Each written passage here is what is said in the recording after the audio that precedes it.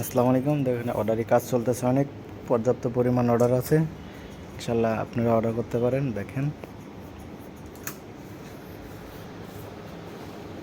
এর মধ্যে প্রচুর পরিমাণে কাজ চলতেছে।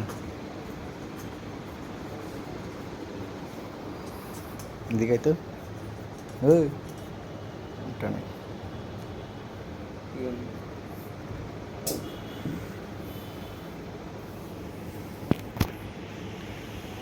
এই দেখুন একটু স্পিডে টান, ওই মাথাটা টাইনে লয়ে যায়, এটা রাখ।